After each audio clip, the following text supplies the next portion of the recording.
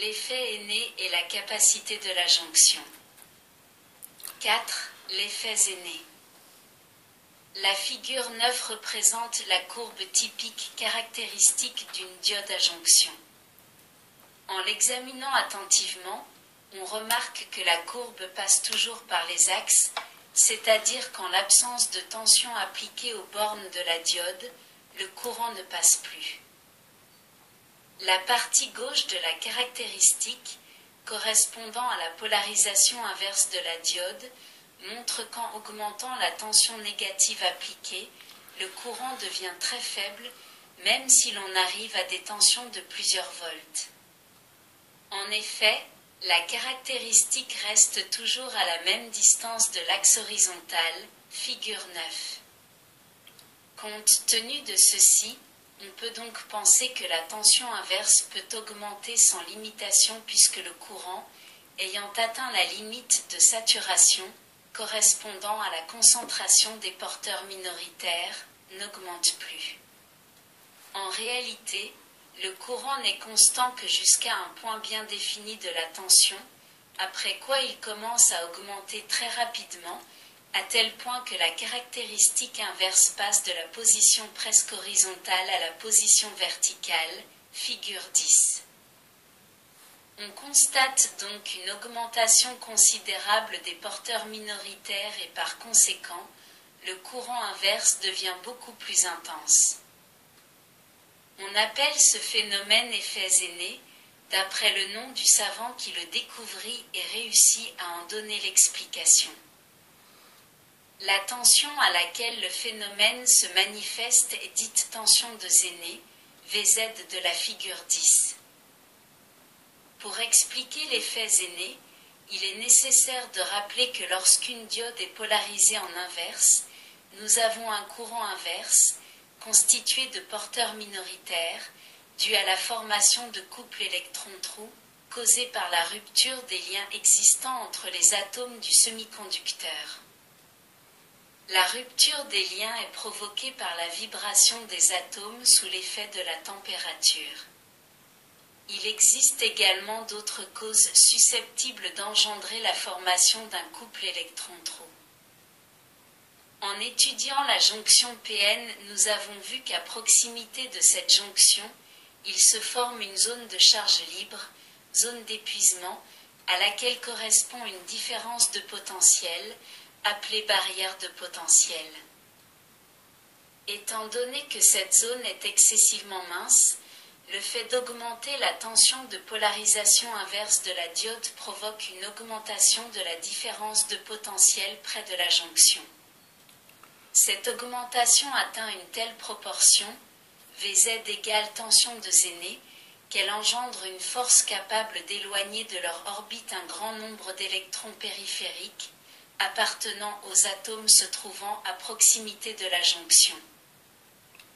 Or, pour chaque électron qui s'éloigne de son orbite, il apparaît un couple électron-trou, donc une augmentation considérable des porteurs minoritaires. Le courant inverse devient alors relativement intense. Les diodes conçues pour tirer profit de ce phénomène sont appelées diodes aînées, figure 11. Dans celle-ci, il existe également un autre phénomène appelé l'effet avalanche. L'effet avalanche se produit lorsque les porteurs minoritaires présents à proximité de la jonction s'accélèrent à un point tel qu'il heurte les électrons périphériques des atomes à une vitesse suffisante pour les détacher de leur orbite. Les charges libres ainsi obtenues sont accélérées et produisent à leur tour, toujours par choc, de nouvelles charges et ainsi de suite. Ainsi, le nombre de charges libres augmente très rapidement, d'où le nom d'effet d'avalanche donné à ce phénomène. Les charges rendues libres de cette manière font augmenter le courant dû à l'effet Zéné. Cela signifie que selon la tension de Zéné, Vz, le courant inverse passe très rapidement d'une valeur réduite à une valeur remarquablement élevée. La figure 12 illustre très bien ce phénomène. Elle représente en effet l'allure de la caractéristique inverse d'une diode zénée.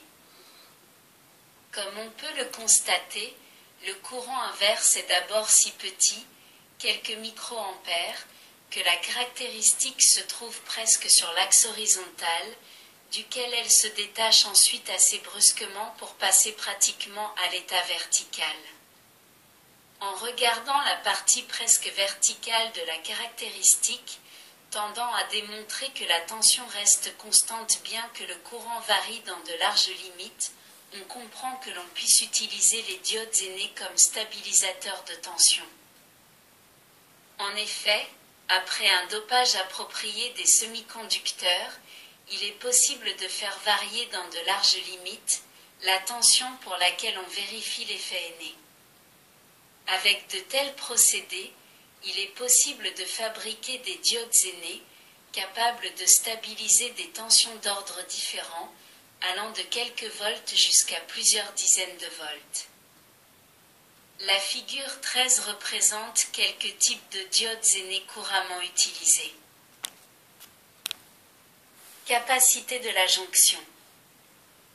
Une jonction PN présente une résistance dépendant du type de polarisation qui lui est appliquée. En polarité directe, cette résistance a une valeur faible. En polarité inverse, elle est très grande, mis à part les diodes zénées où l'effet d'avalanche a été provoqué. Un examen attentif d'une jonction montre la similitude avec un condensateur. En effet, si nous considérons une jonction PN non polarisée, 3 parties se détachent, figure 14.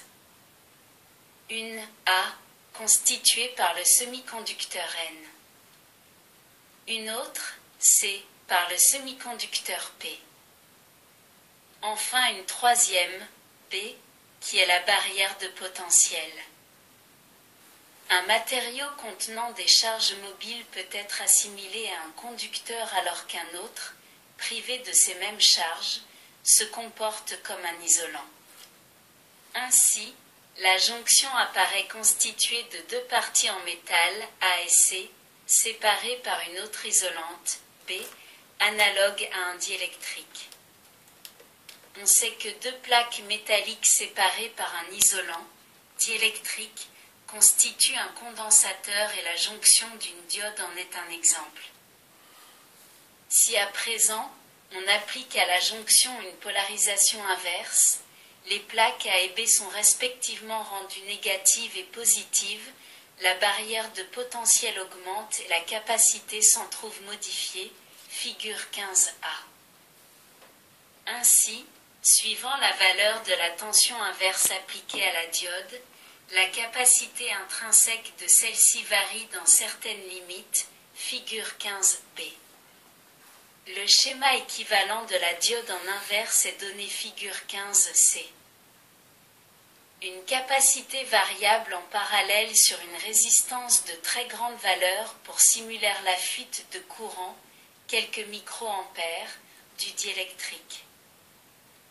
La propriété de la jonction en inverse a permis de réaliser des circuits de contrôle automatique de fréquences d'oscillateurs, par exemple, oscillateurs locaux de récepteurs FM ou TV. La figure 16 représente 2 types de diodes à capacité variable, varicap, dont certaines au silicium offrent une capacité allant de quelques picofarades à une centaine de picofarades environ suivant la tension inverse appliquée aux bornes. Les diodes de redressement au silicium, les plus utilisées, peuvent aussi être utilisées en capacité variable, la résistance parallèle, très grande, ne perturbe pas les circuits oscillants. En polarisation directe, la capacité de la diode est masquée par la résistance qui est faible dans ce cas. La capacité de la diode peut jouer un rôle néfaste dans les montages à très haute fréquence où elle est utilisée pour ses propriétés de redressement. En effet, sa réactance peut devenir très faible et offrir ainsi un court-circuit à la tension inverse. Son emploi est donc à proscrire dans ces montages.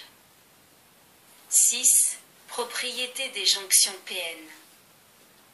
Suivant le type de dopage effectué dans une jonction PN, l'utilisation de la diode est bien spécifique.